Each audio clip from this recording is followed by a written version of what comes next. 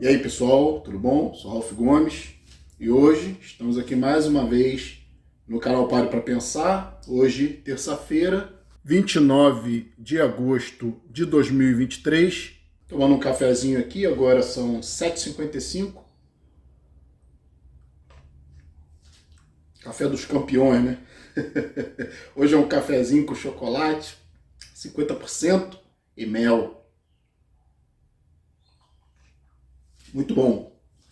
Então, hoje eu quero falar aqui sobre a questão do trabalho, né? Muitas pessoas me pedem aí para comentar sobre essas dificuldades do trabalho, porque as pessoas são diferentes, né? E no trabalho, quase sempre, a gente tem pessoas que muitas das vezes pensam, e a maioria das vezes pensam diferente da gente. Todos os lugares, né? Nós que somos essas pessoas nihilistas, temos essa visão diferenciada da realidade. Nós que, por exemplo, temos uma visão diferente do que seria felicidade, né? Somos pessoas mais isoladas, mais reservadas, mais introspectivas, que temos um viés filosófico mais aflorado. Nós que somos pessoas que gostamos da nossa solidão, damos valor, né, à nossa individualidade acima de tudo, damos valor a ter um pensamento mais próprio, não regido simplesmente pelo pensamento da maioria, porque toda unanimidade quase sempre é burra. Tem uma frase que diz isso, né? Então, quando as pessoas pensam muito igual, né? Quando as pessoas tendem para o pensamento coletivo, você acaba se apartando. Você acaba ficando como se fosse uma ovelha negra, né? Dentro da sua família, porque as suas convicções, a sua forma de ver a vida é diferente. Eu, por exemplo, já fui chamado de inimigo da felicidade. Eu gosto desse título, né? Porque a felicidade das pessoas não me interessa. O tipo de felicidade que o mundo prega, né? O tipo de felicidade que as pessoas dizem que buscam, ou que almejam, o tipo de felicidade que a própria sociedade oferece, não me interessa. Família, filhos, amigos, uma realização profissional, fazer caridade. Tem gente que diz que se sente bem fazendo caridade, né? Caralho. Se eu tiver que ser feliz fazendo caridade, eu não vou ser feliz nunca. Eu vou ser eternamente infeliz. Por quê, né? Primeiro que eu não gosto de miséria. Não gosto de sofrimento. Não gosto de dependência. De ver pessoas dependendo umas das outras. Se eu tiver que fazer alguma coisa, se eu tiver que ajudar alguém, vai ser ajudar a pessoa a se ajudar. Certo? Eu também eu não sou uma pessoa cruel, não sou uma pessoa digamos, insensível com o sofrimento do outro. Mas não é ambiente que me interessa. É ambiente de sofrimento, ambiente de miséria, ambiente de pobreza, de dependência. Então, se eu tiver que ajudar alguém, se eu ver alguém em dificuldade, eu vou dar uma oportunidade de emprego. Eu vou dar uma oportunidade da pessoa se levantar, da pessoa se erguer. Não vou fazer como o Estado faz aí, como essa atual política faz, de ficar dando dinheiro sem cobrar nada de volta, né? Dando dinheiro, como esse caso do Bolsa Família, que o Estado, o governo dá dinheiro para uma pessoa colocar filho na escola, porque a base do Bolsa Família é isso, né? Evitar o trabalho infantil, quando na realidade o trabalho infantil é crime. Então a pessoa que tem filho, que coloca os filhos para trabalhar, para, digamos assim, né, ajudar na renda da família, essa pessoa tinha que ser presa, essa pessoa tinha que perder a guarda desse filho, sabe? Criança não tem que trabalhar porra nenhuma. E se a pessoa tem um filho, né, e bota a criança em trabalho infantil, ela tinha que ser punida e não beneficiada. Na realidade, Bolsa Família beneficia muitos vagabundos, né? Eu conheço muita gente e eu sei que aqui todo mundo vai ter uma história para contar, né? De gente que tem força de trabalho, de gente que inclusive trabalha informalmente, ganha e ainda assim pega o Bolsa Família. Ou seja, tem condições de trabalhar e pega dinheiro de graça do governo. Muitos trabalham por fora, né? E aí fica com uma renda, uma boa renda, né? Porque o governo está dando dinheiro de graça. Por que o governo não cobra dessa pessoa que recebe uma ajuda, um retorno? Que cobre que essa pessoa faça um curso profissionalizante, que cobre que essa pessoa dentro de 6 meses ou de um ano, né, melhore de condição, né? Por que o governo não faz isso? Não, o governo dá dinheiro de graça. Eu sou contra, né? Eu acho que essas pessoas que ganham salário Bolsa Família tinham que ser cobradas sim. E acima de tudo, depois de um tempo, de alguma forma, devolver esse dinheiro. Olha, eu tô te emprestando aqui para te ajudar, mas daqui a um ano você vai ter que me devolver esse dinheiro. Ainda que fosse a metade do dinheiro, mas tinha que devolver alguma coisa. Ou obrigar a pessoa a sair do conforto, né? Antes de eu continuar esse vídeo aqui, né, eu quero pedir a vocês, que por favor, quem não é inscrito, se inscreva no nosso canal, nos ajude, nos dê uma força. Nós já passamos aí de 2.500 inscritos. Então, com a ajuda de vocês, nós estamos crescendo cada vez mais, o número de visualizações só está aumentando e a gente está atingindo um número cada vez maior de pessoas. Isso é importantíssimo. Então, por favor, né? Se você ainda está por aqui ou entrou agora, está gostando do conteúdo, por favor, se inscreva no nosso canal, nos ajude a expandir esse trabalho. Então, a questão é essa, né? A questão é que todo lugar que você tiver, tendo o pensamento que nós temos, você provavelmente vai ser hostilizado. Você é diferente, né? O diferente é algo que provoca reação nas pessoas. É natural. As pessoas não gostam do diferente. E se você for uma pessoa que você tem argumentos, isso é muito importante, né? Eu sempre costumo falar, se você é livre pensador, se você é um ateu, né? É uma pessoa que tem um comportamento, pensamento diferenciado, você quer viver sua vida sozinho, você quer viver sua vida independente, sem precisar dar satisfação para ninguém, sabe? Se você é uma pessoa que não quer casar, que não quer ter filho, que não quer dependente, que não quer também ser dependente, porque as pessoas não pensam nesse aspecto, né? Você cria dependente de você e ao mesmo tempo você também se torna dependente das pessoas, por causa da questão da afetividade. Toda vez que você convive muito, você gera uma afetividade. Mesmo pode ser cachorro com gato, pode ser até com objetos. Tem certos objetos que você acaba até tendo uma afinidade, né? Às vezes um carro que você não quer se desfazer, né? Porque você tem um vínculo afetivo. Esse carro passou do meu pai para mim. Ei. Às vezes aquela coisa velha, cacareco, né? A pessoa se afiniza. Às vezes alguma coisa dentro de casa, né? Eu não sou uma pessoa muito de desenvolver muito afeto, não. Mas eu, do ponto de vista emocional, sou uma pessoa normal. Então, eu trabalho isso em mim, né? Se eu deixar também, é claro que eu acabo desenvolvendo afeto. Então, isso para mim não é interessante, se apegar a ninguém nem a nada. Pessoas que gostam de jogos antigos, né? Por exemplo, tem gente que tem Atari, Odyssey, sei lá, esse Super Nintendo, esses videogames antigos, retrô, né? Que chama retrô. E a pessoa se afiniza por aquilo ali, guarda e tal. Na realidade, se você abrir aquilo ali, é só uma plaquinha de vídeo, plaquinha que tem ali dentro, né? Eletrônica, e por fora tem aquela capa, digamos assim, né? Aquela estrutura do console. Mas as pessoas se afinizam, né? Então a gente tem que tomar muito cuidado com isso. Ficar se afinizando a coisas materiais e principalmente a pessoas. A gente tem que tomar muito cuidado com isso. Então, um trabalho que a gente faz aqui no canal é esse, né? É evitar esses apegos irracionais.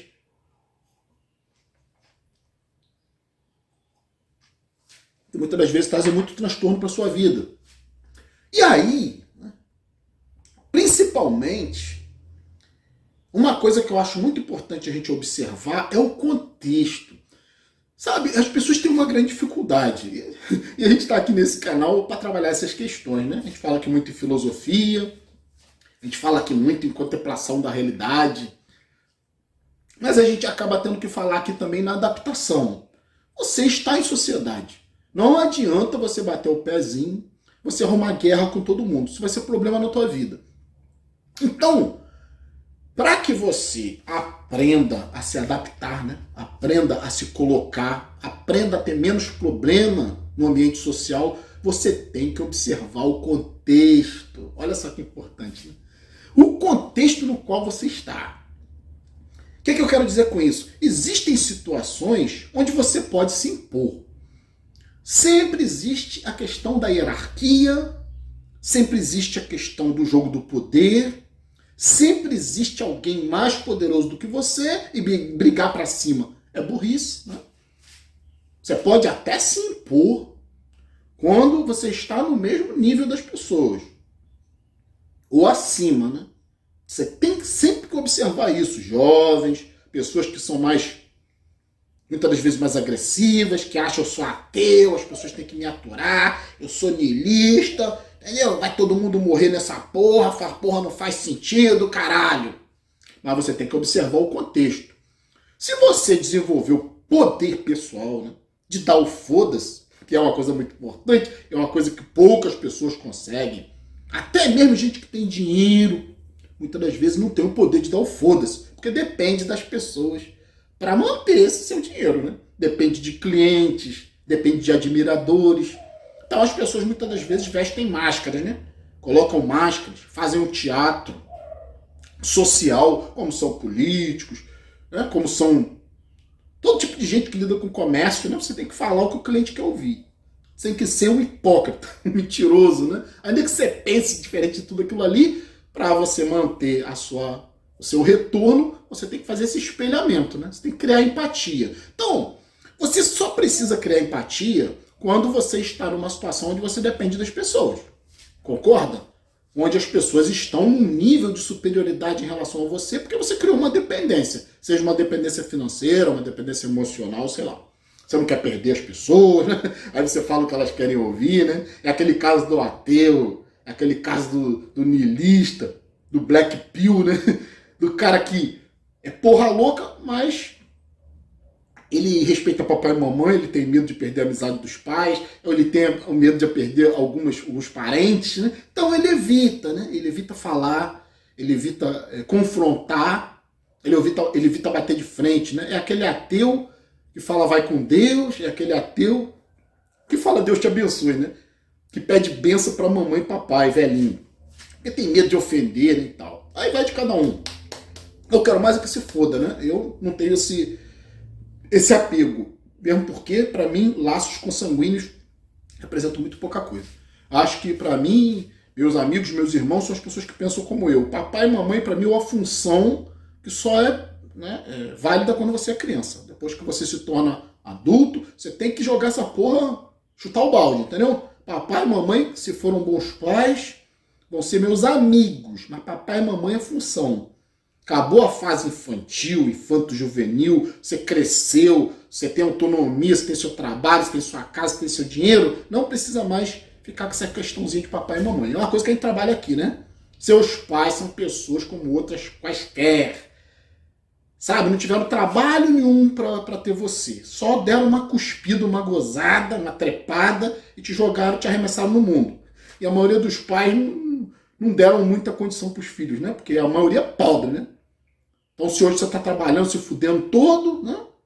Sem chance de sair disso aí, mesmo se você estiver estudando, você está se sacrificando dentro de uma faculdade por anos, e aí papai e mamãe te colocam nessa situação. Então, papai e mamãe são só funções. E funções animalescas, né? Colocar filho no mundo é capricho. A gente cansa de falar isso aqui. As pessoas botam filho no mundo por inveja das outras. Ai, todo mundo tem filho, também tem que ter, né?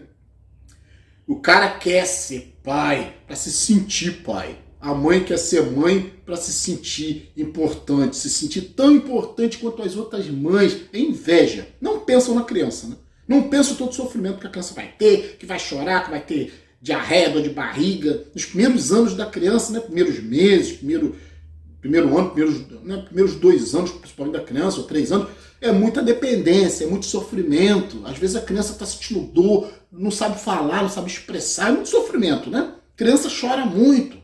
Criança, só o fato de ser dependente dos pais o tempo todo já é um sofrimento. E esses pais não pensam nisso. Então, quando você tem esse poder de se desvencilhar emocionalmente, você ganha uma autonomia. Então existe esse jogo de poder, né? Autonomia afetiva, emocional e autonomia financeira. Isso é muito importante. Se você estiver preso em alguma situação dessa, ou dependência financeira ou dependência emocional, afetivo, emocional, você está na mão dos outros. E aí, né, a questão do trabalho é a questão do contexto. Tudo você tem que ver o contexto. As pessoas confundem as coisas. As pessoas acham, né, que estão no seu trabalho, que na vida particular delas, elas são ateias, ou elas são nihilistas, ou elas gostam de viver isoladamente. Cara, você tem que entender, trabalho é para ganhar dinheiro. Trabalho não é lugar de você se manifestar de forma ideológica. Trabalho é uma função, né? Eu falei, como papai e mamãe são funções, você também no seu trabalho, você não é você. Você está imbuído de um cargo, de uma função. Então é estupidez você ficar levando o seu aspecto pessoal para o seu trabalho, correto? A não ser que você seja um artista, né? O artista ele tem essa liberdade, digamos assim, poética, de colocar as suas ideias no seu trabalho. Colocar a sua personalidade muitas vezes no seu trabalho. Agora, se você não é artista, se você está num trabalho formal, onde você tem que cumprir suas obrigações para você ter o seu retorno financeiro, onde você tem que mostrar eficiência. Hoje em dia, a capacidade de adaptação é uma coisa muito importante. A capacidade de socialização em qualquer tipo de profissão é uma coisa muito importante. Você se dá bem com as pessoas, é isso aí que vai fazer com que você cresça no seu trabalho.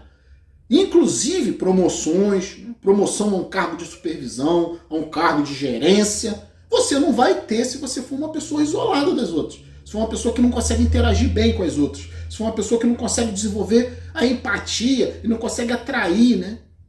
Ser querido pelas outras pessoas. Então, tem que agir com inteligência. Não vamos confundir as coisas. Eu, por exemplo, eu sou totalmente niilista, né? Não vejo sentido em porra nenhuma. Eu sou uma pessoa que sou misantropo, tenho certa aversão ao contato social, aversão a essa sociedade. Eu não tenho ódio, né? Eu tenho aversão, é diferente. Eu não quero, se eu pudesse, eu ficava dentro da minha casa, se eu tivesse dinheiro, eu ia viver numa fortaleza da solidão. Ia procurar um clima frio, um lugar bem isolado, né? Mais próximo da cidade, onde eu tivesse todos os recursos, mas meio isolado. E onde eu pudesse ficar livre de todo mundo. Mas não dá para eu aplicar isso dentro do meu trabalho. Senão eu vou morrer de fome, pô. Entende? É estupidez dizer, você não pode ser funcionário público e você é niilista. Porra, como eu já ouvi por aí, né? Que piada isso, né? Eu preciso sobreviver, pô. Eu sou niilista, mas eu como, né? Eu preciso comer, preciso me alimentar, então eu preciso trabalhar. E aí a questão aqui é essa, as pessoas perguntam, né? Como eu vou me comportar no meu trabalho? Observe sempre o contexto. No seu trabalho você tem chefe, no seu trabalho você depende da cooperação de outras pessoas. Então no seu trabalho não tem jeito, não há lógica em você ficar se colocando ideologicamente como niilista, como misantropo, colocando as suas ideias, se expondo, né? Se você, por exemplo, tiver um patrão cristão, se você não se adequar, se ele descobrir por acaso que você é ateu, que você é uma pessoa que não acredita em Jesus, vai ser um problema sério, né? Então, né, claro que se você for perguntado, você tem que ser honesto, né? Você não precisa dizer eu odeio Jesus, Jesus não existe, eu odeio a Bíblia. Não, seja honesto, não tem religião nenhuma. Né? É simples. Você não é obrigado a ter uma religião. Mas se você é obrigado pelas leis a respeitar a religião dos outros. E aí, né, esse espelhamento é importante você fazer no seu trabalho. Às vezes tem amigos que são chatos mesmo no trabalho. Você tem que aprender a conviver, não tem jeito, né? Como eu costumo dizer, se não pode vencê-los, junte-se a eles. É uma técnica muito boa. Às vezes você vê aquele cara que não se dá bem com ninguém, aquele cara que é, sabe, chato muitas das vezes. As pessoas ficam sempre falando mal do cara por trás e tal. Tente, né? Tente. Uma empatia. Todo mundo tem o seu aspecto positivo, o seu aspecto negativo. Às vezes você tornar um inimigo um amigo, ou pelo menos um colega, né? Alguém com quem você consiga lidar, poxa, quebra o gelo. Antes de você olhar uma pessoa e julgar, você tem que pensar que existe todo um passado por trás daquela pessoa, vários traumas, criação, educação. Às vezes é uma pessoa inteligente, uma pessoa até mais honesta do que a maioria, só é chata. Tem pessoas, né? O ser humano é muito visual, a gente costuma julgar muitas pessoas pelo aspecto visual. Às vezes a pessoa tem um comportamento, né, que denota uma certa chatice, ou fala demais, ou talvez fale de menos, ou é uma pessoa que muitas vezes cobra muito, né, um supervisor. Cara, esse cara é chato pra caralho. Mas tem às vezes tem pontos positivos por trás, né? Nós sabemos muito bem que um supervisor chato, ele é mais respeitado. Às vezes o cara tá sendo chato, ele sabe porque que ele tem que ser chato, né? Porque se o cara for frouxo, se o cara não cobrar, se o cara for amigo de todo mundo, numa situação muitas vezes de supervisão, numa situação muitas das vezes de gerência, ele vai acabar sendo tido como trouxa, né? E as pessoas vão usar e abusar. É aquela velha história, né? Ih, rapaz, hoje é o fulano que tá fazendo a supervisão. Nós temos que trabalhar direitinho porque ele é chato pra caralho. Agora, se for um cara tranquilo, ih, hoje é fulano, foda-se. Foda-se, fulano é maneiro. Aí sacaneia um cara. Então o ser humano a gente já sabe como é que é, né? Em situações de trabalho, infelizmente, a grande maioria não tem disciplina consciente. Tem realmente que ser colocado ali no cabresto. Então, situações de trabalho com amigos chatos, às vezes amigos... eu, por exemplo, sou um cara que eu gosto de ficar muito quieto no meu canto. Eu, às vezes, não gosto de certas brincadeiras. Mas você tem que se adaptar. Se o ambiente de trabalho é assim, se as pessoas são assim, se as pessoas são levianas, não adianta se fechar no seu casulo. Você tem que fazer o espelhamento. Porque quanto mais você se isola no grupo, quanto mais você tem um comportamento estranho, mais você vai ser alvo de ataques. Isso não é interessante no ambiente de trabalho, né? É interessante que você busque uma cooperação. Você tem que aprender a arte do espelhamento, do teatro, de se adaptar às situações. E você não vai deixar de ser você por isso, né? Você simplesmente está agindo com inteligência. Então, ficar por aqui. Um abraço a todos. Estamos juntos pela propagação do conhecimento. Para encerrar esse vídeo, como sempre vou pedir, por favor, se você não é inscrito, se inscreva no nosso canal. Às vezes o pessoal entra aqui, o pessoal assiste os vídeos, gosta do conteúdo e esquece de se inscrever. É natural, né? Você vai vendo os vídeos, às vezes esquece. É uma questão que acontece. Então, por isso que eu peço, né? Peço que se você está aqui e não se inscreveu, se inscreva. Se você está entrando agora, também nos dê essa ajuda. Ative o sininho das notificações. Você vai estar sempre recebendo novos vídeos aí, sendo notificado de novos vídeos para poder acompanhar aqui esse nosso trabalho. Então, fui.